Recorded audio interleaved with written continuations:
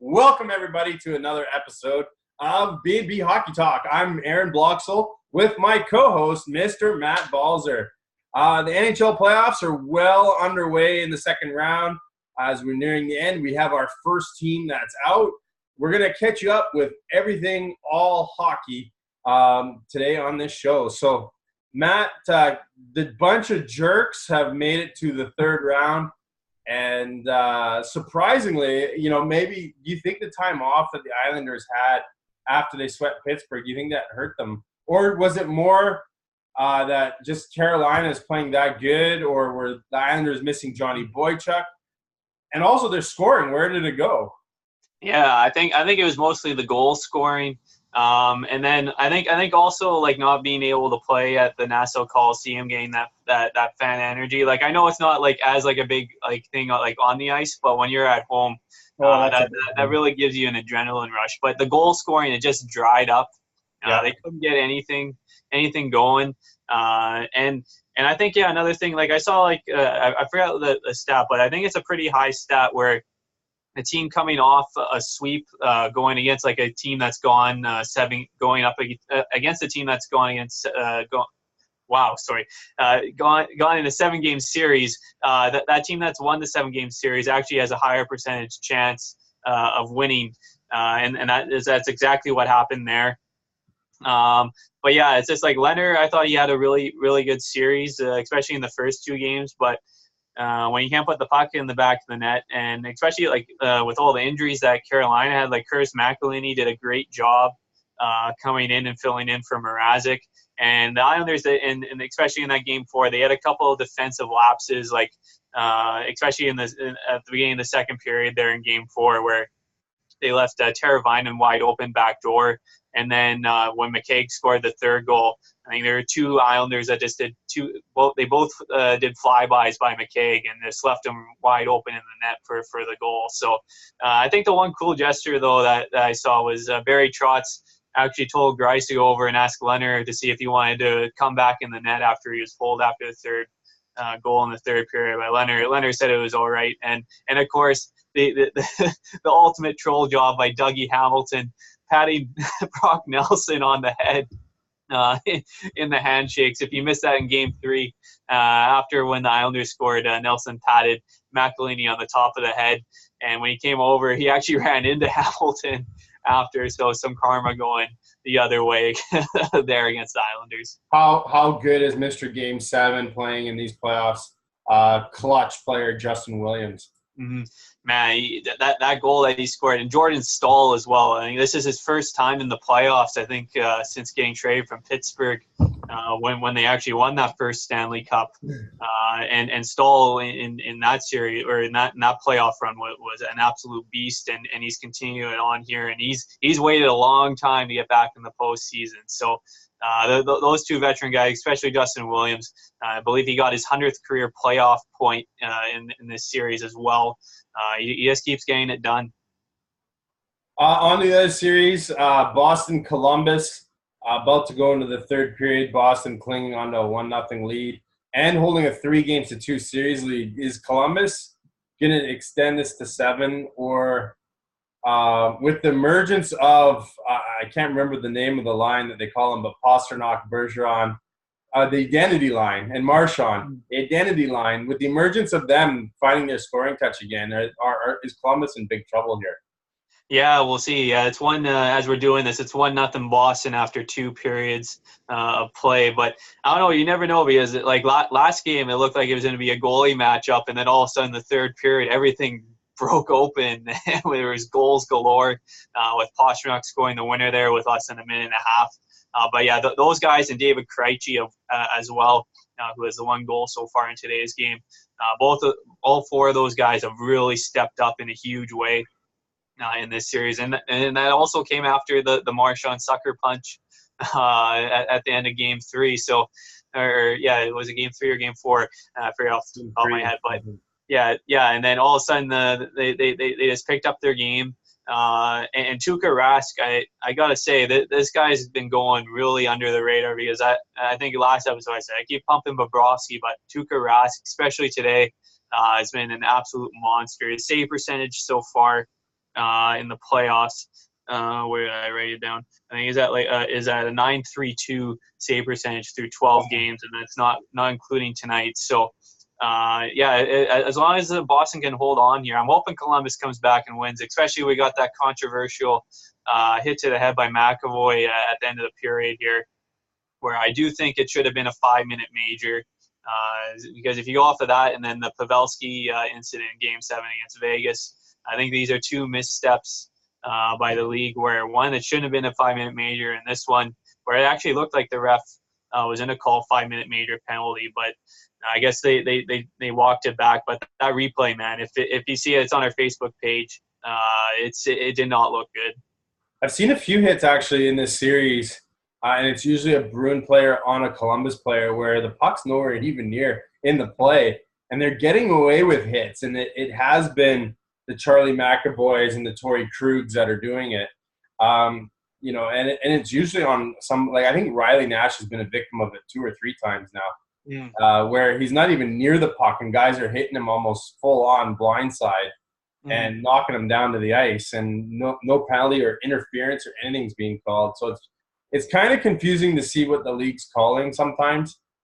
This has been a really physical series, though. I mean, heck, even Dzingel knocked the giant Chara down the other night with a monstrous hit. And Chara would have never had that happen years ago. So, And even also in that game when Duchesne turned him inside out to set up Dzingel for that goal right after, I was just like, man, this is not the Norris Trophy winning Zdeno Chara that we've seen. But I think he's been relying a lot on McAvoy this series as well to help recover any guys that get by him as well this series. And I think for me, Tuukka Rask has been playing so under the radar and playing great hockey for Boston. And I think the injuries on defense are starting to add up for Columbus, as I believe they got 4 regulars now out of the lineup on the back end. Werenski and Seth Jones, of course, are 2 regulars that are in the lineup playing a lot of minutes, and it's just starting to catch up to them. So St. Louis, Dallas, we got a Game 7 in the second round. In the second round, we have a Game 7 tomorrow night. St. Louis went into Dallas. A little bit of controversy yesterday when Bishop got hurt and St. Louis ended up scoring. I think it was the right call. Obviously, if I was a Dallas fan, I would hate the call. If I was a St. Louis fan, I would have loved the call. What are your thoughts on that? Because Dallas never, for those of you that don't know, Ben Bishop, the goalie for Dallas, gets hurt. He goes down. St. Louis maintains possession. Dallas does not get possession. The refs didn't deem it as a super serious injury, so the play is supposed to continue. St. Louis ends up scoring, and no whistle went, so a goal stands. What are your thoughts on that, and who do you think is going to win in that final game? Yeah. So I agreed with the call. Like St. Louis got immediate possession and then scored. And I really like that Dallas's head coach after the game said it's just like if it went the other way or whatever, we would have been complaining about that. But he also agreed with the call, sort of, and that's really good because like with all like the complaining that we do, like that I brought up about the McAvoy hit on Anderson and them getting that wrong and all that. It's really nice to see a coach actually agree with the call after that it did go against them. But yeah, it'll be interesting because Ben Bishop in that game before totally stole Game 5, making 38 saves. And then the Blues answering back. The Blues are 5-1, I believe, now on the road in the playoffs, which is huge, especially being a lower seeded team. Except they're going to be at home for Game 7. Yeah. So they're coming back. Man, this is a tough one because Dallas did like some good things. They switched up their top 6 lines. I think they moved Hintz and Sagan around. I think Sagan was with Zuccarello and Hintz with Ben or something like that, which has actually really sparked their offense, even though they were held in check for the most part last game. But even Jason Spezza got a goal. Spezza, he's got a couple of nice goals this series, and Klingberg and Heiskanen have continued to rip it up, and then Pietrangelo and Parayko on the other side. All 4 of those guys have been absolute monsters on the back end. But yeah, I did choose Dallas to win this series, so I got to stick with my guns and go with Dallas. Ben Bishop, I think he'll have a good bounce back game. I forget they'll probably show his numbers in game 7 and his stats after a loss in the playoffs are like really stupid good in his career. So I'll go with Dallas. But it should be a really tight game. Yeah, I'm sticking with St. Louis, but based on Binnington having to have a much better game than what he's been doing the last little bit. Colorado, San Jose, Game 6 tonight, huge game in Denver. And, Colorado, I think, has played fantastic in this series. They've been able to hang with the big club, San Jose, here. Do they need that much more out of McKinnon in order to push this? I know, yeah, it was tough. I think I didn't see last game, but just looking at the stats, I think this was like the first game where Colorado didn't exactly match up with San Jose. I think the shots were like 39-22 for the Sharks. But other than that, like McKinnon, he had an 8. Grubauer has been playing fantastic hockey. Man, I think his save percentage in the playoffs is also over .930 right now. He's been an absolute beast for Colorado, and he had the shutout in Game 4 in the game previous. But yeah, McKinnon, he had his 8-game point streak snapped where he had 6 goals and 13 points in that time span. Especially, I think it does help that Colorado is coming back home, so they'll have that home fan base behind them, giving them that extra energy. And I think Mikko Rantanen will also have another big game tonight.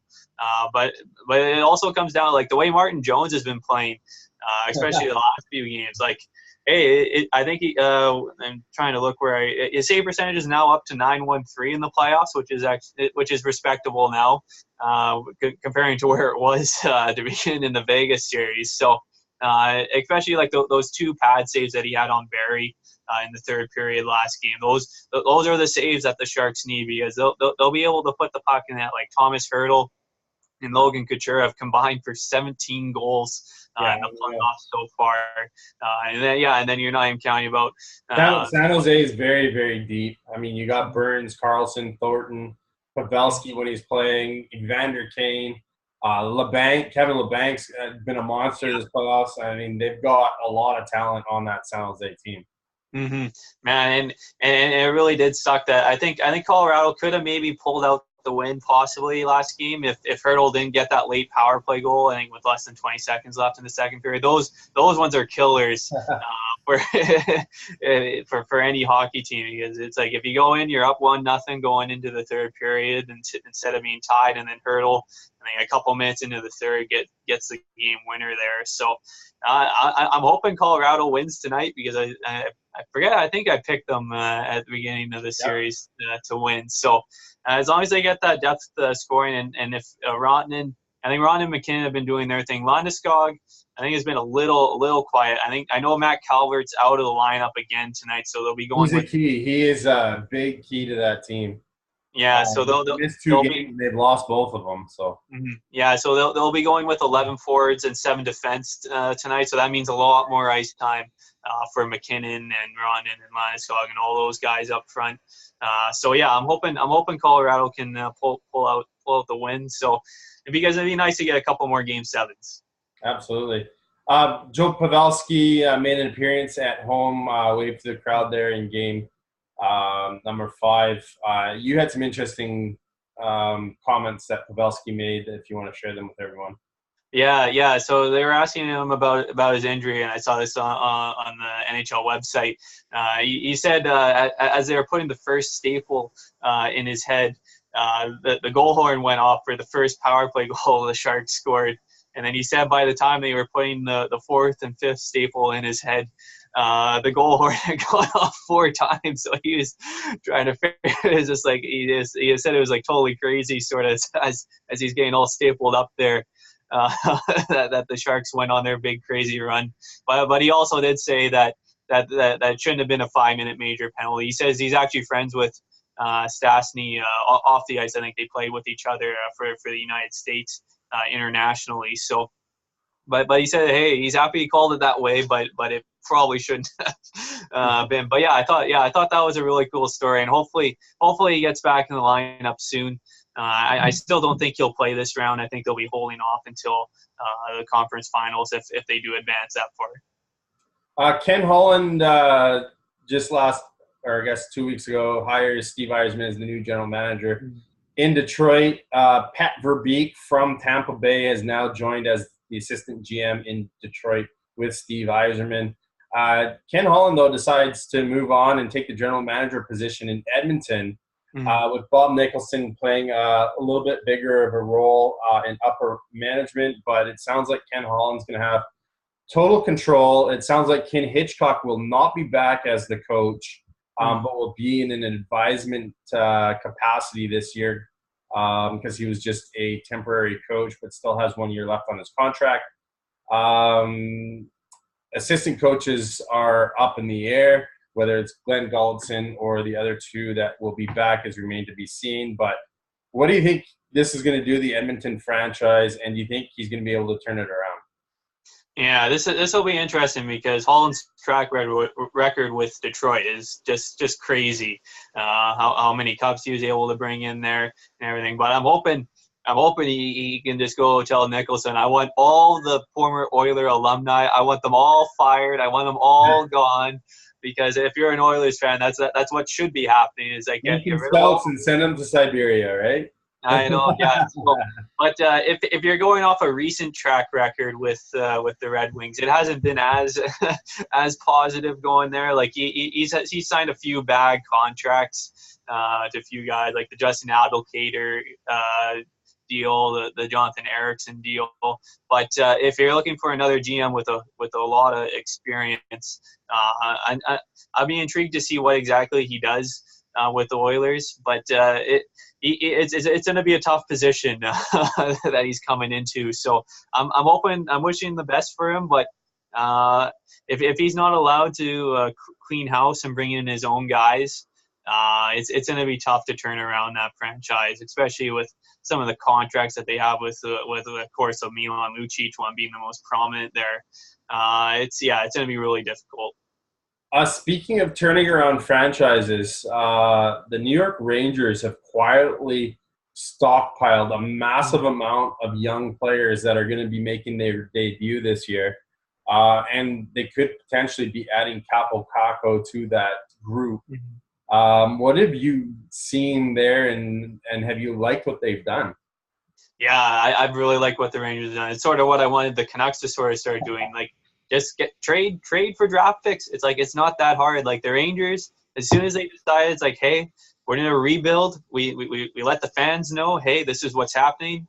And then they traded all or a lot of their big names for first round picks, second round picks, prospects. And now it's like in a few years from now, the Rangers are going to be a really scary team. I think the only thing that does suck is that will be towards the end of Lundqvist's career with the Rangers. So he probably won't get another shot at the cup. But with some of the guys that they've signed, like they just got Adam Fox and signed him to an entry-level deal. I believe it's Kravtsov that they just signed. Philip Cheidel's another one. Philippe Scheidel. I really like that Pavel Buchnevich. Mika Zibanejad had a great year as their top line center. And yeah, so they got a lot of prospects coming up, especially I think on their back end they got that Ryan Lindgren, who they got from Boston. Still got Elias Anderson, who's Elias Pettersson's friend, who they drafted last year. They have even young guys like Vladislav Nemestikov, who they got from Tampa Bay, who was ripping it up playing with Stamkos and Braden Point a couple of years ago. They got a lot of young assets there, and I believe they still have 11 picks in this year's draft. So I mean, it's been impressive what they've done. I believe they have 2 first-rounders still this year as well. Yeah, and I forgot that Georgiev in that as a backup goalie, he had a really nice run of games last year as well. So he looks like he could be a potential number 1 goalie going in the future. But yeah, that's just the one thing, because that's the one thing that frustrated me as a Canucks fan, where you see the team getting older and you got some players that like Chris Tanev was like one of the most prominent names there, that hey, we can trade these guys to get either a prospect or a second round pick or whatever, because that's how you build build your team is through the draft, or the more draft picks you get, you can flip them to get like a nice top 6 winger or forward or top 4 defenseman or something like that. The more assets you have, the better. The unfortunate part, of course, with Chris Tanev is he was mentored by Sammy Salo. So the wrong traits were mentored. Let's just put it that way. Yeah. Philadelphia just hired a couple new assistant coaches. Why don't you give us the details on that and update us with some of the other news around the NHL? Yeah, so a couple interesting hires in Philadelphia. They hired Mike Yeo and Michel Therrien as assistant coaches for Alain Vigneault. All three former head coaches. Mike Yeo, of course, was fired by the St. Louis Blues earlier this season, and Michel Therrien hasn't coached for a little bit since I think the Montreal Canadiens was his last job in his second stint there. So a couple interesting moves there, but it's a lot of coaching experience to bring in. I think Mike Yeo, I think he did a really good job in Minnesota there for a little bit, in St. Louis when he first got brought in there. I believe actually to replacing Ken Hitchcock, I believe. Yeah. He went on a nice, really good run there. So and then Michel Therrien, I think listening to the Spit and Chicklets, I think Therrien isn't known as like the best players coach, but so it might be a different term because being as an assistant coach, you're not usually the big hard ass. You're actually usually helping the players or whatever there. But I think with Alain Vigneault there, I know us being Canuck fans, Vigneault is an excellent coach. And yeah, that's a lot of experience coming in. And I believe the other head coach, Scott Gordon, who was interim, he's actually will be going back to the AHL to coach their farm team next season. The Philadelphia Phantoms. You posted a couple things on our Facebook page this week. Hashtag Canuck Luck. Why don't you update us on that? Oh yeah, so basically Canuck luck is like as soon as we get something good going for us, it just always goes wrong. Somebody gets injured or something like that. So this week we had a couple goalies. Luckily, it isn't as bad as it was. Michael DiPietro in the OHL finals. I think he was just pushing back to the post, and then all of a sudden he started grabbing the back of his foot. It looked like at first it was going to be a torn Achilles. The way that he was sort of reacting, but that turned into a high ankle sprain. So he's technically listed as day-to-day, but with a high ankle sprain, he's going to be out for a while. But he had gone 13-0 in the playoffs with a .917 save percentage. As Ottawa looks like be one of the favorites to win the Memorial Cup this year. And Jacob Markstrom, in an exhibition game leading up to the World Championships for Sweden, he came out to play the puck sort of at the top of the circles. And then he got ran into by a Finnish player, and that looked bad. And then he had to leave the game, but luckily it was just for precautionary reasons. And the head coach came out today to saying he should be fine, just a couple of days rest, and he should be fine for the tournament. But yeah, we survived a couple of scares. I was just saying with Thatcher Demko playing for Team USA over at the World, we got to wrap them in bubble wrap. It's like we don't want anything bad happening to those guys. But yeah, you just got to shake your head for how many things go wrong. Yeah. Well, I'll give you final word as we wrap up today's show. All right. So just another Canuck note. There was some Louis Eriksson comments coming out of Sweden. He's also playing for Sweden at the World Championships. He said he basically blamed Travis Green for his play on the ice, saying he wasn't being put in position to succeed in everything. But in honor of Jason, that was translated through Google, by the way, and a lot of people weren't reading a whole lot into the translation. But well, with the way it doesn't look good. But just to go on a bit of a rant to honor Jason Botcher, because I know he'd be losing his mind if he knew this. But basically, like, hey, like, yeah, you haven't even put 30 points up in a season. You've been here 3 years. You make $6 million. With playing with Elias Pettersson and Bo Horvat, you played with both of those guys more combined 5-on-5 than anybody else this season. And eventually, if you suck and you don't even want to improve in practice, because that's another thing that Botcher brought up, he was always the first guy off the ice in practice. You don't want to improve your play, especially being an older player. It's just like your career is going downhill, and if you don't want to continue to improve your play, that's exactly what's going to happen. Sort of thing. So it just boggles my mind that it's just well,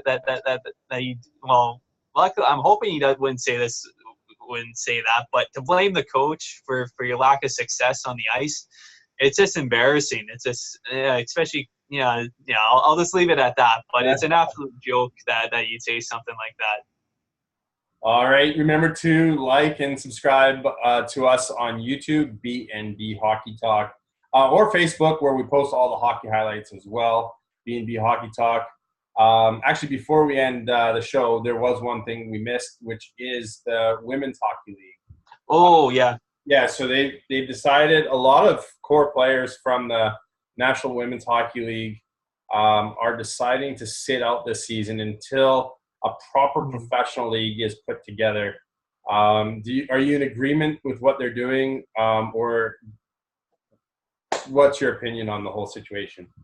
Yeah. So it's I do back the women, like I think like Marie-Philippe Poulin and Hilary Knight are some of the prominent names. I think it was over 200 plus players.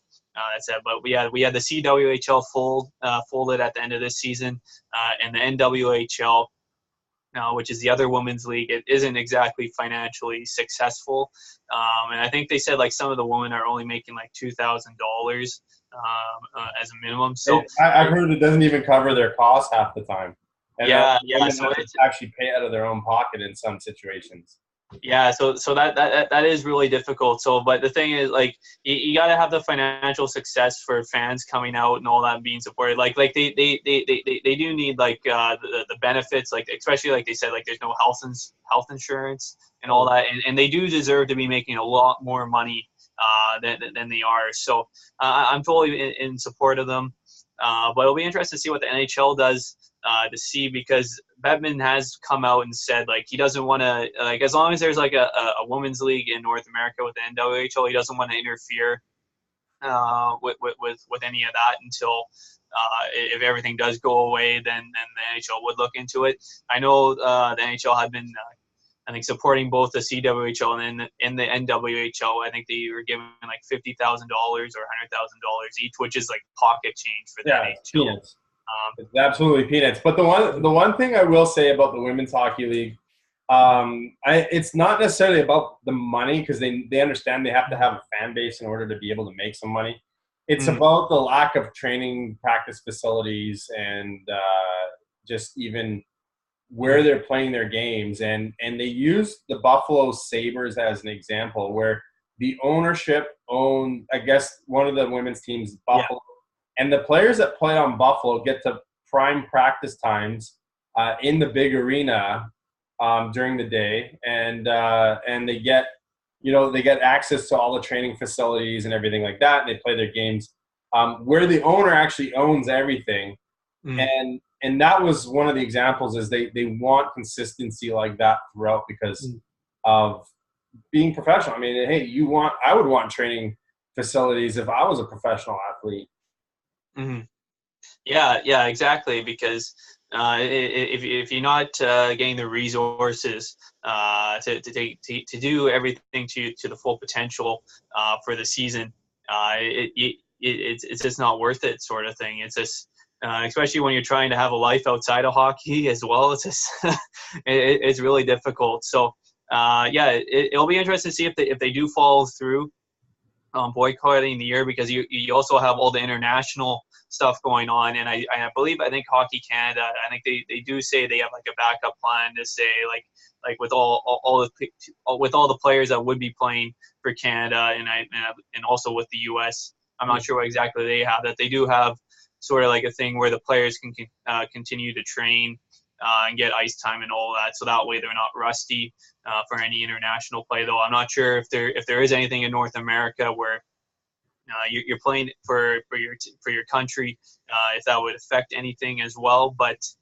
it's something to keep an eye on over the summer to see how everything plays out. But I'm hoping the women can get one league where everything's run perfectly, and if that is NHL backed, I'm all for it. Same as myself. I definitely want to see them succeed. It's one of the fastest growing sports right now in North America is women's hockey. and it'd be great to see them have a league that young girls can want to achieve to get to. So, so just to wrap up the show, right now is about 8 minutes left. The Boston Bruins have a 3-0 lead now on Columbus. So it looks like that series is going to wrap up. So I'm Aaron. He's Matt. We want to thank you guys for listening. We thank you for all the support. And we'll see you guys all on Wednesday. Have a great evening.